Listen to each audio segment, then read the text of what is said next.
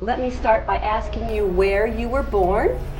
Yes, I was born in Berkeley, and I lived there for my old childhood and college years. So I never left Berkeley. You never left Berkeley. Not till before I got married. Ah, and when were you born?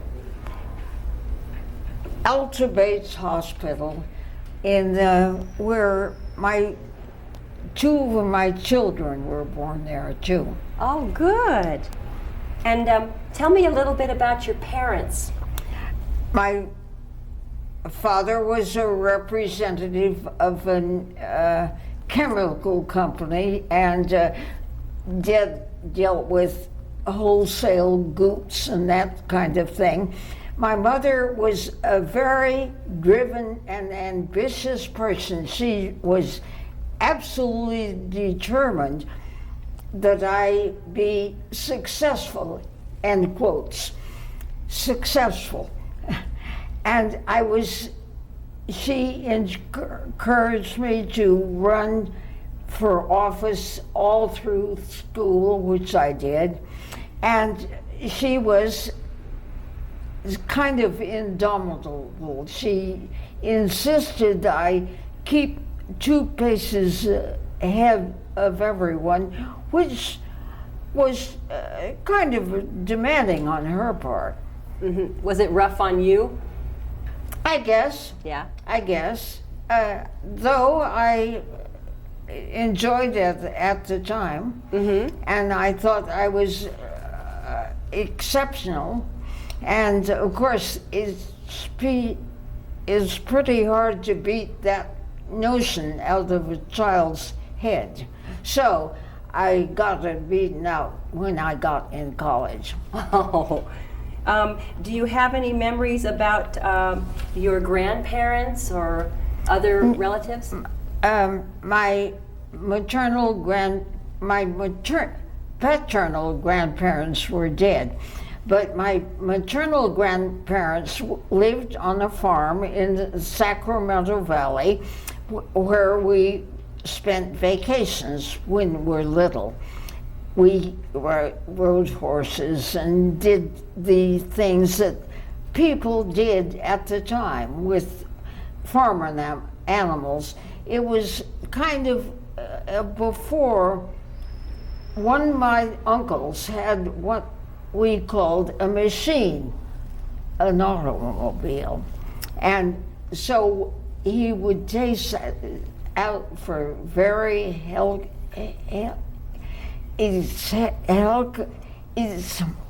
I strip over my tongue. It's okay. Exciting rides in his roadster. And we thought it was wonderful. My mother worried about us terribly with the speedy roadster. My uncle was only a few years older than we were. But it was my first experience of speed, and I died to drive enough, and I learned to drive at 13. At 13? Yeah. How fast did that roadster go? Well, he would go 70. Of course, you had to do that on the Willow Rose, but around town, it was just like today. Berkeley, where I was born and grew up, has changed very little in the many years that I've been an inhabitant of it. Berkeley is Berkeley, and it doesn't change. Okay. Now, tell me a little bit about your college years. I didn't know what I was going to major in, so I took the announcement of courses, and I went through and found the art department and the art major had fewer requirements for the major than anybody else. So I figured I could take a lot of electives, which I did. I took science, and art was my major. But I took all kinds of courses because I was very curious and interested in what most of the professors had to say. And I got along fine in college. That's I good. was not a Phi Beta Kappa, but very close to it. Good for you. Did you have any special friends in college that you remember? Oh yes, I was elected by the vice president of the student body, and the president got sick and so I became a president of the student body and spoke at the inauguration of the president, Robert Gordon Sproul, which was many years ago. And he was a young man being engaged to inaugurated as president of the university. And so I participated in that. It was a great time in my life because I was, as president of the student body, I was very pushy, I'm afraid. And I always got out in a friend, you know. Mm-hmm. Okay, let's talk a little bit about your husband. How did you meet your beautiful husband? I met him. I was teaching fellow at in the university, my graduate years, and is my first graduate year. I was leading a section in Art 1A, and he was a student, and I met him, and he came up and kept talking to me, and it turns out that his mother and my father had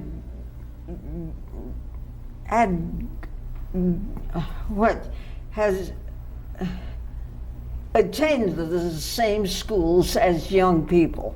So we sort of established a bond that way. And then not long after, one of the art professors was leading a tour of Europe. And I signed up, and Scotty signed up. I wasn't particularly aware of him.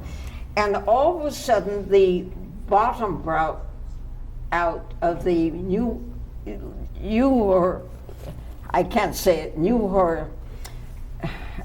the pound and the frag and all European currencies. Mm-hmm.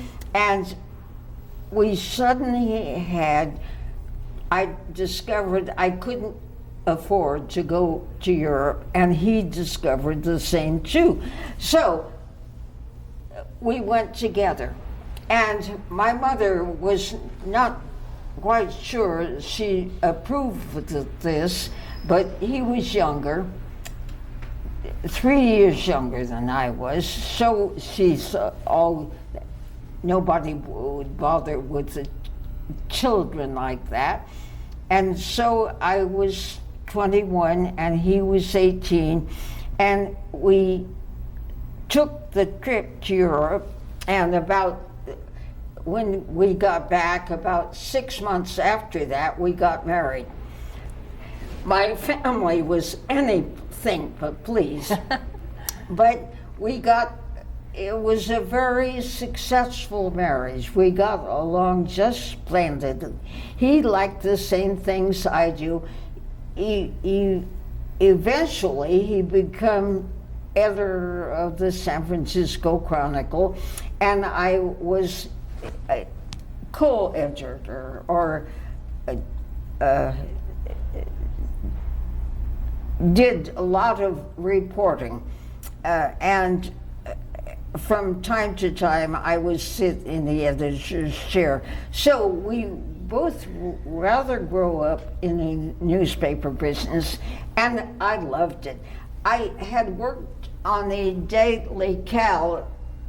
Daily Californian, which was the student newspaper, and he worked on it too. And so we have a lot of things in common. We both like art. We both had journalism as an interest, and he got out and went right straight to the newspaper business, and so did I. And so we got along fine, and that was kind of the story of our lives. We eloped we eloped to Reno and decided to get a boat and sail around the world. So we bought a 42-foot Ketz. That's a two-masted little, and started out, and we got about halfway around the world before he got sick with a very bad infection, and there was nothing to do for infections then. They didn't have sulfa, they didn't have penicillin, all they could do was soak it. So we came home, he was in bad shape, and they amputated one of his legs. It didn't bother me at all. He became a photographer and finally editor of the paper, of the Chronicle, San Francisco Chronicle. And meanwhile, after having, more or less having 4 children, I went back into the newspaper business and did some writing too.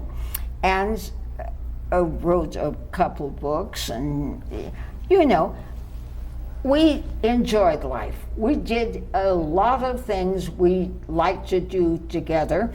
We bought a house that we just loved in Berkeley. It was a Victorian house, and we fished up and did a lot of entertaining, and we just had a lot of fun. And we raised 4 children, and that's all I have to say. You sound like Katharine Hepburn and Spencer Tracy when they played the reporters. Was it kind of like that? We did have fun, though. We had, my husband was very imaginative, and there was nothing he figured there's nothing he couldn't do. So I never knew what was going. He threw me a book one day and said, I know you don't know how to navigate, but you'd better learn. So I took this book and went over to the astronomy department at the university, and a very nice astronomer there taught me all about navigating. So I learned that, and one day we pushed away from San Francisco and started around the world. That's wonderful. Tell me a little bit more about your family, your children.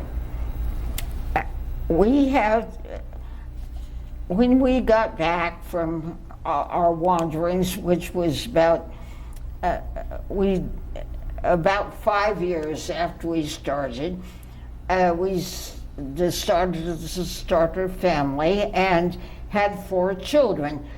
The middle 2 happened to be twins, and we went to work because they all wound up going to good private schools and getting expensive educations, so we didn't do much wandering except for short vacations from then on. And we had, with our children, the 4 of them were born within 5 years, so we had a very good time with them and with each other. And I wish that everybody could have that much fun. Oh, that's any special memories with some of your kids? Anyway. Any special memories with some of your kids? Oh, yeah. Things that, Yes, they used to go camping in the desert and explored in the valley and Utah and generally Western America. I think you visited virtually every city in Western America, didn't you? And town and desert. And so we saw a lot of the Great West when we were traveling around. And we had an interesting, if rather prosaic life, but it was fun. I look back on my children's childhood and regard it as a good time. And, you know, I enjoyed them, and I was working during most of that time, working for the newspaper and writing, and so we were all very busy. And two of my sons wound up in the newspaper themselves. Ah, okay. We bought the newspaper, the Newhall Signal, and my husband became the publisher, and I did the editing. And so we had to have a place to live, and we had always admired the Pyru Mansion. We just loved it. And suddenly it was empty, and nobody was living there, and it became for sale. So we bought it and moved in, and it came with about 8 acres of land, and we had 8 acres in Berkeley. So we were used to land, and we wanted to be surrounded by space. And we were there in Pyru with this nice Victorian house set on the middle. And so we moved there. My children by then were grown up, going to college, and we didn't need a place for them anymore. We just moved to satisfy ourselves, and we really enjoyed Pyru and Southern California and living in the Victorian house. It was nice.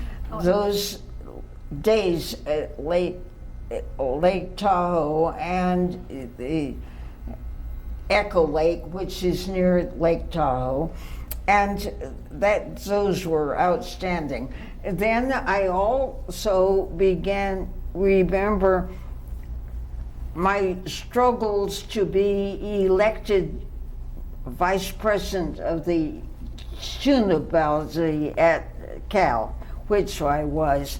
And halfway through that era, which had happened to coincide with Robert Gordon Sproul's arrival at the university as the new president. So I was able to speak at his inauguration, and that was very exciting to me. And I got married, we got back from Europe, and I have had a baby. Meanwhile, I was married. I had a baby, and about 2 years later, I was pregnant again, and the doctor said, "You're unusually big, so we're going to send you to the hospital to deliver that baby." And it turns out to be twins.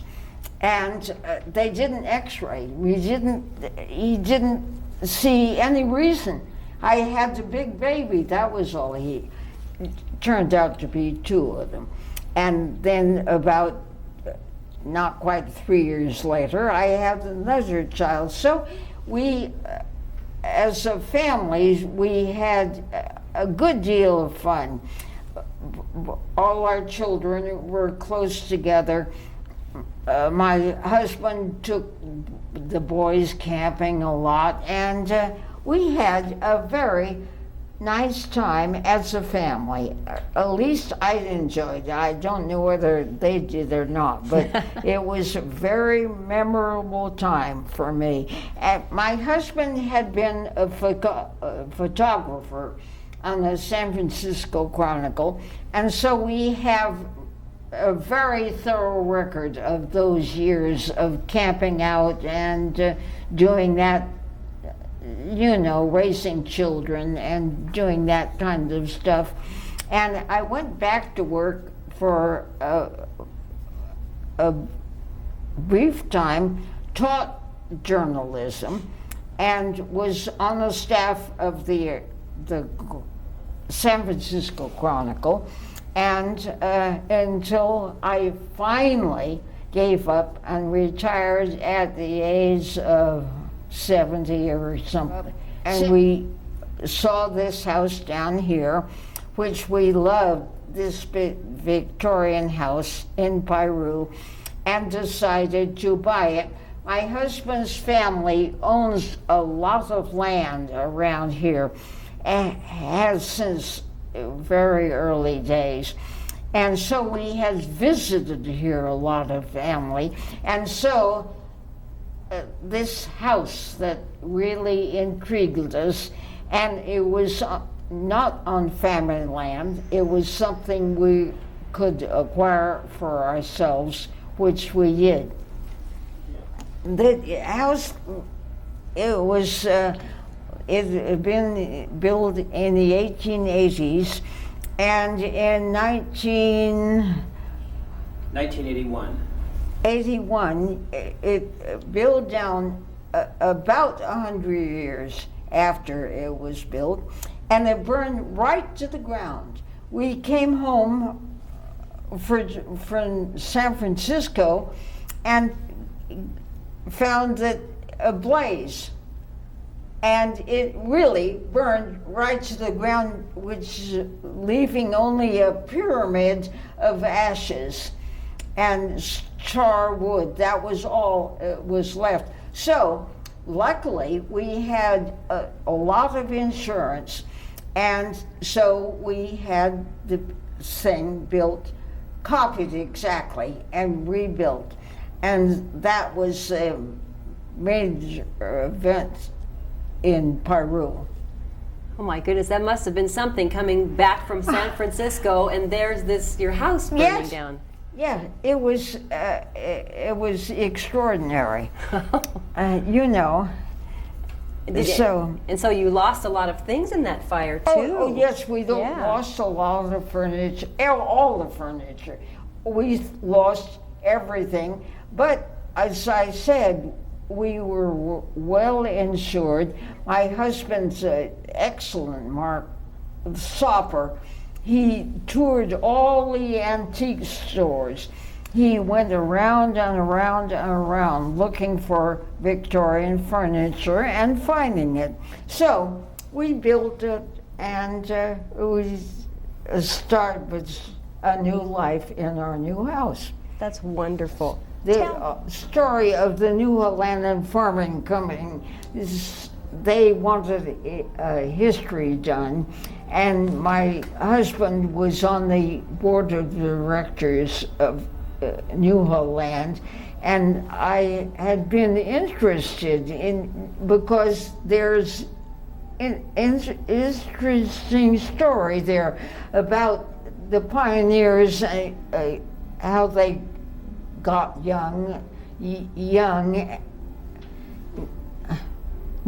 how they got land and developed it. What? Do you have a philosophy of life? Yes, enjoy it.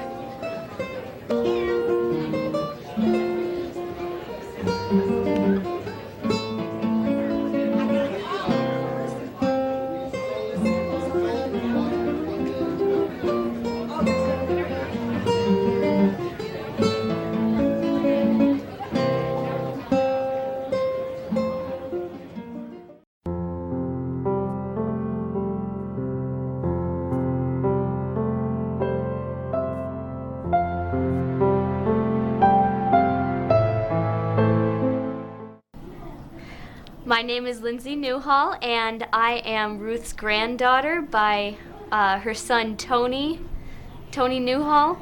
And I have many great memories of Ruth scattered throughout my life. No big clumps, but my fondest memories were when she bought me lessons at the horse ranch at Camelot Riding Center, and that was great. She would sit and watch while I would ride around and fall.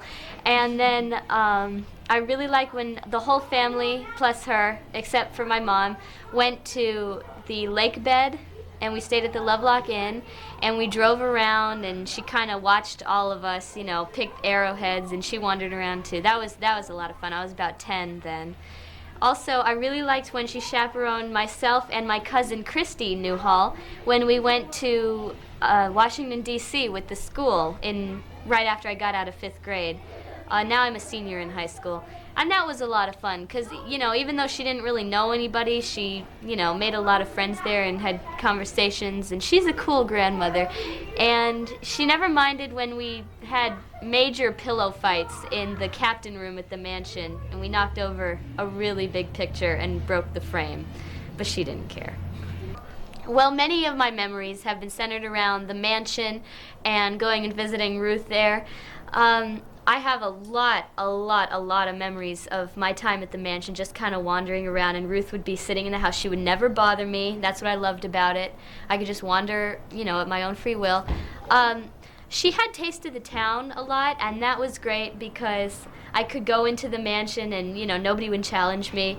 And then I had a haunted house party a birthday party at the mansion one year. I think I was turning 12, and sure enough, right before we went to sleep, we saw a real bat flying in our room, and that was very exciting.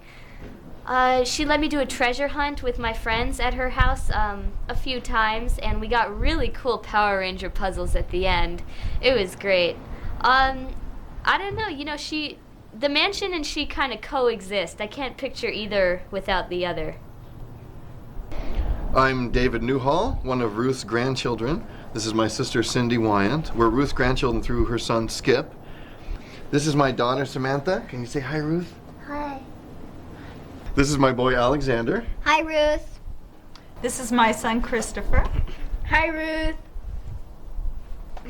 And this is my son Matthew. Hi, Ruth. Cindy and I have really had the amazing privilege of growing up with Ruth as a grandmother. And we have so many just memories of her. She's influenced both of our lives in amazing ways.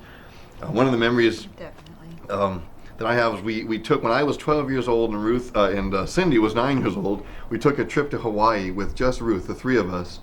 Really a magical experience.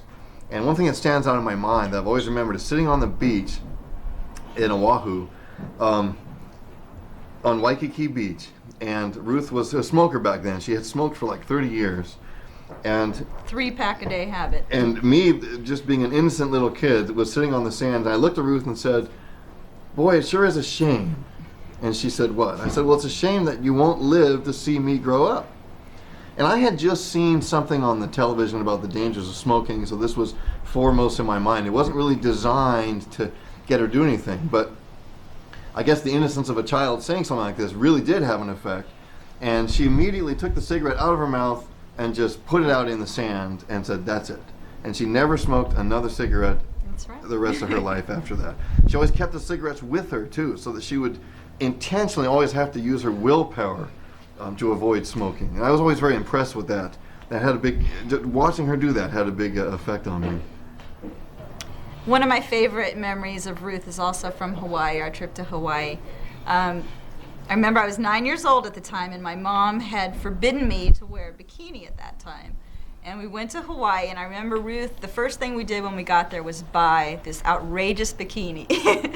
And I felt that she was the coolest grandmother there, and it was really a way for us to be friends. It was a really neat memory of her. That whole trip was so much fun. It was a great time. One of our, as when we were little children, we both have a amusing sort of memory of Ruth, an image of Ruth. We used to have Christmas at our other grandmother's house, often over in San Marino with my mother's mother, and Ruth would always come over there and celebrate part of that holiday with us, either have dinner with us or visit us for a good deal of the day. And we became these spoiled little kids, having all these presents from my mom and her family, and then there would be the awaited arrival of Ruth, who would show up like this, like Santa Claus, pulling up.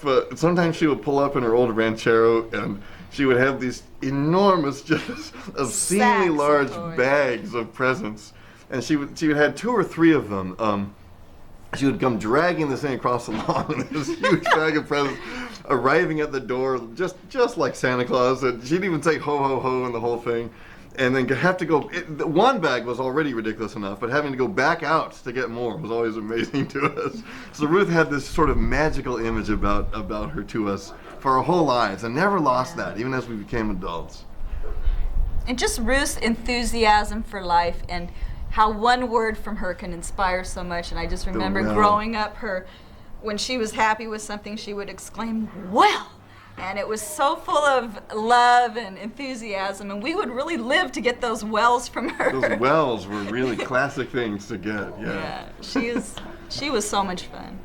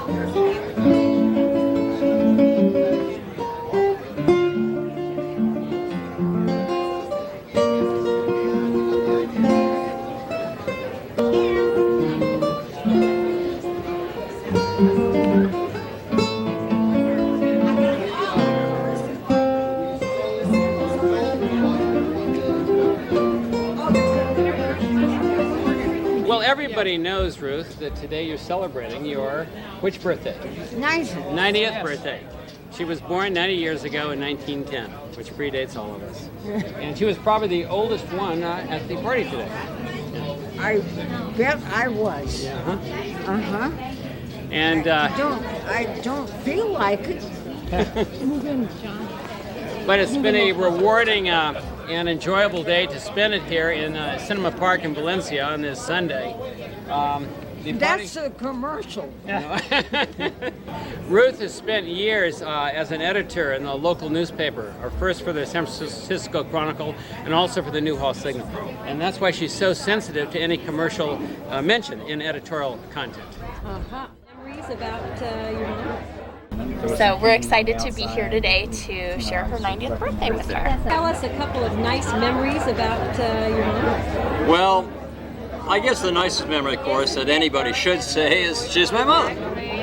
But in the backdrop of Santa Clarita here,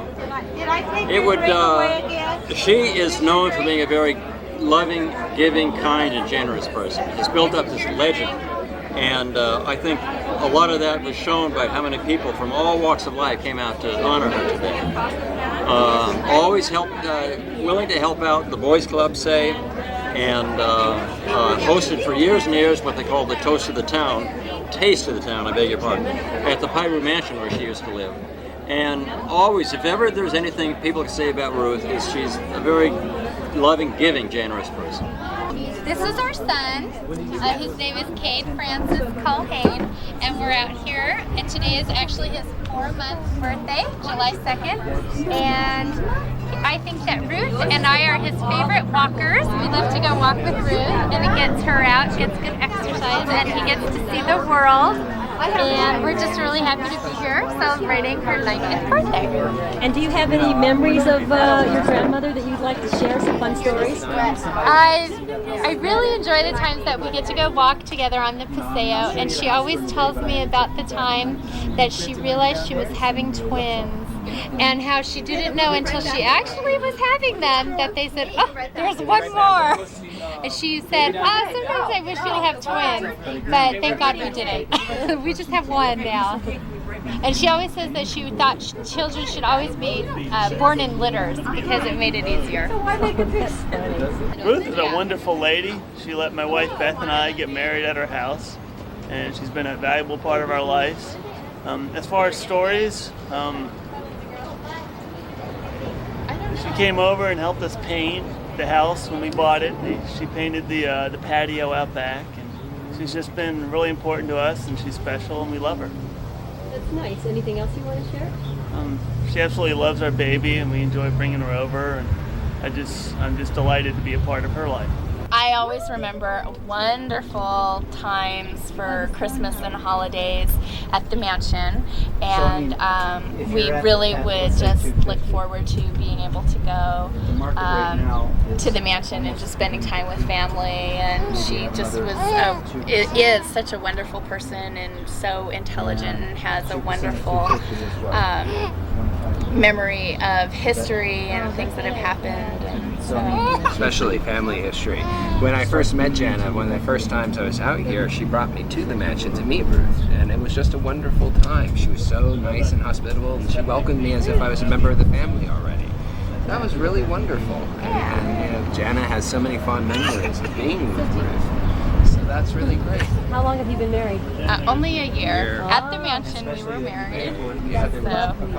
Well, growing up in the Newhall family, we did when we would go to the parties and reunions with Ruth, she knew everything about every single Newhall, from the last one born to the first one born. She would tell stories about everyone, and it was just terrific. Do you remember any particular stories that you like best? I remember when my mother died, what she talked about at my mother's memorial service, about how my mother and my uncle and my grandmother and grandfather all went to the World's Fair in San Francisco. I think it was in San Francisco. And my uncle was in his little suit and just like little Lord Fauntleroy, and my mother was being her exuberant self, and she was doing somersaults all along the way, and she was absolutely filthy, and she told that that's the way my mother's personality was always. Ruth used to write the Mimi column for the Signal, and we made that a few times. But when Ruth started the Citizen, we were the first opening article in the Citizen, and we were the last closing article in the Citizen. I don't know what that says about us, But Dennis was on the first city council for the city of Santa Clarita. And I didn't get her endorsement either. But I did. So she's an inspiration. She's an amazing lady. She's probably the smartest woman I've ever met. Well, let me just start out by saying that Ruth and her husband Scott, in my view, are two of the most special people that I've known in the whole wide world. They're really just delightful people. I came to work at Newhall Land 30 years ago. As a matter of fact, it was 38 years ago yesterday. And they were two people who have always just been wonderful to me from the very beginning. And I love them both dearly. But my one little story for Ruth is actually a story that happened today. I'm sure you're aware that in the Signal today, John Boston had a wonderful article about Ruth and his experience working for her. And I knew John was writing this because I'm a friend of John's. And I know that I'm sure he proofed that article 50 times before he let it go to press, and I'm sure lots of other people looked at it also. So when I saw Ruth today, I said, okay, Ruth, you read that article. Were there any mistakes in it? She said, yes. I found 2 mistakes, and she just couldn't wait to get a hold of him to straighten him out. Hi, Gary Thornhill. I was with the Signal from about 1979 up until quite a few of us left on a Friday afternoon to form the Citizen newspaper, which was called the Santa Clarita Valley Citizen. Over the years, I filled Ruth in on her Mimi column, about 25 to 30% of her information, because I would be out at night taking pictures and seeing different individuals with the wrong people, and she would put that in the paper the next day. Normally she ran her column, if I remember correctly, on Wednesday. But we've had some real good times. My main item that I did was all the breaking news items on major crashes or fires. But it's nice to be here to be with Ruth.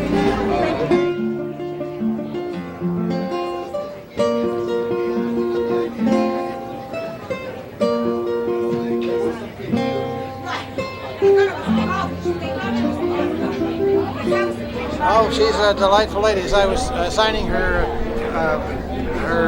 birthday card for her 90th, I was realizing with astonishment that I've been sending her birthday cards. This will be the 45th. And so I was at the San Francisco Chronicle working for her husband, and I can remember the first time I met her, she was helping us write clues for Emperor Norton Treasure Hunt around San Francisco Bay, which was a promotion for the newspaper that she and I were involved in. But she was an amazing person, and in the variety of things. For example, I knew that she wrote books and that she was an artist. She had taught art history at the University of California, Berkeley, and was restoring a number of famous paintings. But then when Scott gave her what she really wanted for one Christmas was tools for repairing plumbing, and so she did plumbing at their place. She also was marvelous at restoring old cars with Scott, and she could do all sorts of things about making. In fact, another occasion, a gift that she got was the other end of Mexico, and he asked what she wanted for an anniversary gift, and she wanted an old car, and so they got this old Model A Ford, and she drove it, but Scott had to fly back to San Francisco to be editor at the Chronicle, and she and a daughter-in-law drove all the way across Mexico, fixing the car at every stop.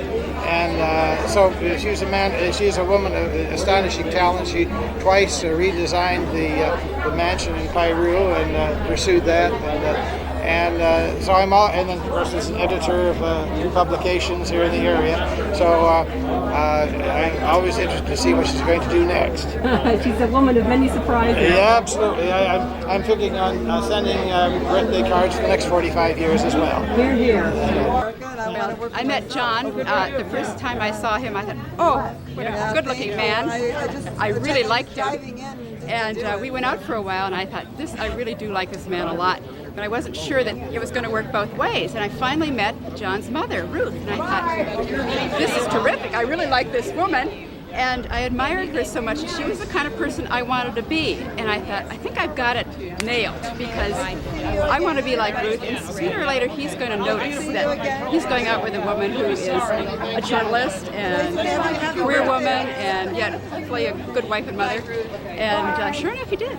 And we lived happily ever after. Anyway, Ruth is a wonderful, wonderful mother-in-law. She's been so supportive and generous with me that, and a great friend over the years, helping with the kids and so on. I love her a lot. And we are very close since then. And Ruth, she and I didn't always agree on everything. We still don't. Not like her. Try to rip us apart. You're in trouble. That's wonderful. Love each other. Ruth has always been very sweet and adorable to me, although people think she's fairly intimidating. But since we have similar personalities, she doesn't intimidate me. We're very similar. I can always buy her clothes because we were almost the same size. And she has been very kind to me. When I met her son, and she found out I had 3 children, she thought he was lucky. And I thought that was pretty nice of her. And since Tony and I made the party, she was right. So we're looking forward to Ruth's 100th birthday party. Right. And we will invite all the same people, and hopefully they will all be here to attend.